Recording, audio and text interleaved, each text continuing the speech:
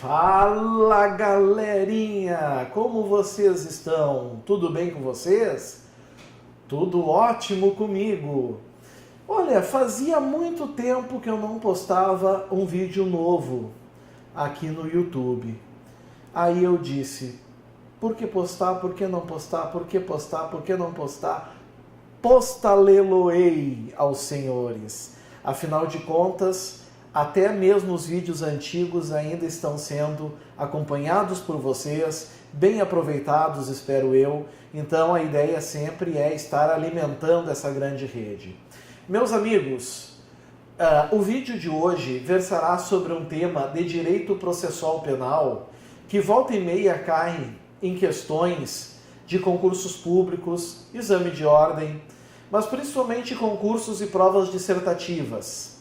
Então eu vou querer bastante atenção dos senhores. O tema que nós vamos trabalhar é a chamada perpetuatio jurisdictionis, ou perpetuação da jurisdição, como vocês preferirem, certo? O que é isso, professor? Calma, meu ilustre, que eu já vou dizer. Aliás, antes de dizer o que se trata, eu já convido a você que ainda não é inscrito no canal, clica aí no botãozinho inscreva-se. Coloca aí, clique, não custa nada, é rapidinho. E aí você também já clica em curtir, já ativa o sininho para receber as notificações, receber também os outros vídeos e as novidades que o canal Cursei e Passei vai ter a oferecer aos senhores. Agradeço a audiência, as palavras carinhosas que eu recebo sempre de amigos, alunos, admiradores, enfim, de todos aqueles que nos acompanham. Então, te inscreve aí que tu não vai te arrepender. Bom, meus amigos, o que é a perpetuação da jurisdição, ou perpetuatio jurisdictionis? É a regrinha que está no artigo 81 do Código de Processo Penal. Então, ela tem uma ligação direta com um instituto chamado conexão e continência. Não interessa nesse vídeo, pelo menos nesse, o que é conexão e continência e qual a diferença entre conexão e continência. O que vocês têm que saber nesse momento sobre conexão e continência é que são causas modificativas de competência. São situações que nós vamos ter mais de um agente ou mais de um crime e que é preciso que sejam julgados pelo mesmo órgão jurisdicional. Isso é importante que os senhores saibam. Então, às vezes, o que acontece? Às vezes, ocorre, por exemplo, um furto na cidade A e alguém na cidade B adquire esse bem produto de crime, uma receptação. Vejam, tem dois crimes em cidades diferentes, mas concordam que existe um entrelaçamento entre esses dois crimes? Vocês concordam comigo que se não fosse o furto, não teria receptação? Então, pelas regras do CPP, isso é caso de conexão. Esses dois crimes precisam ser julgados pelo mesmo órgão, por um único órgão jurisdicional. Isso é o que nós chamamos de conexão instrumental ou probatória. Agora, a grande discussão é saber quem é que vai julgar esses dois crimes. Se o juiz da comarca A ou se o juiz da comarca B, certo? Por quê? Primeiro que um juiz tem que julgar os dois, mesmo que os crimes tenham ocorrido em comarcas distintas, pois é impossível o camarada ser absolvido pelo furto e condenado pela receptação. O primeiro critério é onde é a comarca onde ocorreu o crime mais grave. Bom, aí ferrou, né? Porque os dois crimes têm a mesma pena. Reclusão de 1 a 4 anos e multa. O segundo critério é o critério do maior número de infrações. Ferrou também, porque foi um crime em cada comarca.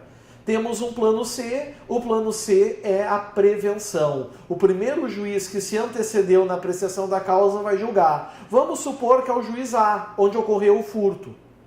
Agora eu vou entrar na perpetuação da jurisdição. Suponhamos que o juiz da comarca A, lá onde ocorreu o furto, absolva o réu do furto ou desclassifique para outro crime, ele perde a competência para julgar a receptação? Cuidado, a resposta é não.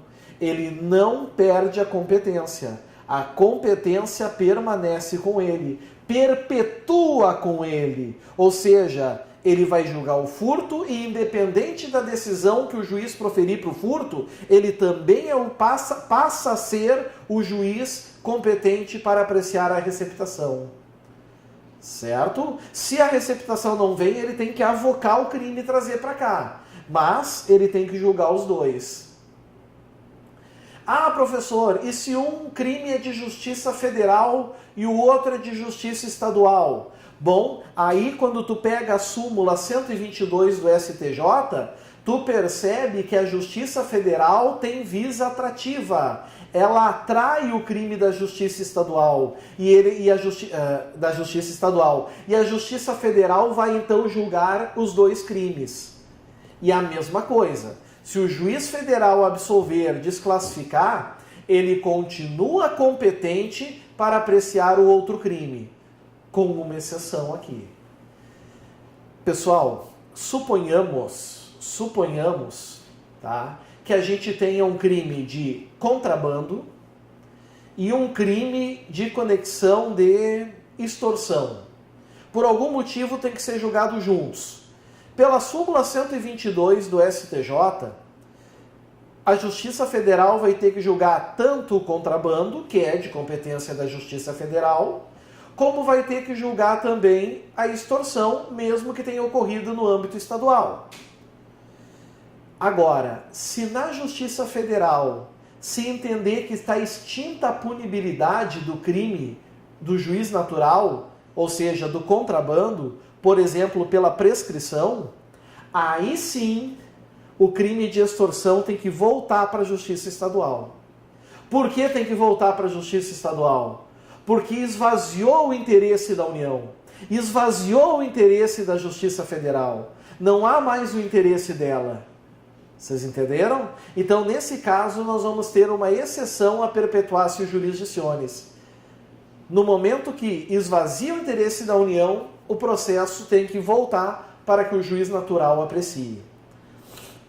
Bom, e para terminar, amigos, vídeo curtinho é bom por causa disso, né? Nós temos um parágrafo único do artigo 81 que fala sobre o Tribunal do Júri. E o Tribunal do Júri também é uma exceção. Porque se no Tribunal do Júri, na primeira fase do júri, o júri julgar, por exemplo, um homicídio e um estupro, concordam que o estupro vai para o júri também nesse caso porque é conexo? Ok. Os dois crimes vão para o júri. Tá? Aí o juiz decide impronunciar, absolver sumariamente ou desclassificar. O juiz não poderá ficar com o estupro para si. Ele vai ter que mandar os dois crimes, o que ele desclassificou e o estupro, pro juízo competente. Ele vai ter que mandar para lá, porque é o que o parágrafo único do 81 diz. Reconhecida inicialmente ao júri a competência por conexão ou continência, o juiz, se vier a desclassificar a infração, ou impronunciar, ou absolver o acusado, de maneira que exclua a competência do júri, ao finalzinho, remeterá ao juízo competente. Está aí. Viram que bacana, pessoal? Viram o cuidado que os senhores têm que ter? Agora, e se o juiz pronunciar? Pronunciou por homicídio e o estupro foi junto. Está lá no plenário. Os jurados vão responder aos quesitos. E respondem ao quesito do dolo do homicídio, por exemplo. E entendem que o crime não é doloso contra a vida. Nesse caso, os jurados encaminham os processos para o juiz presidente. Mas o juiz presidente do júri não vai mandar para outro juízo. Aí é ele que vai na hora decidir julgar.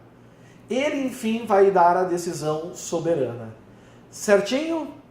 Muito bem. Isso são as breves linhas do que a gente chama de perpetuação da jurisdição. Te inscreve aí, clica aí no gostei, vamos seguir com matéria, vamos passar nos nossos concursos.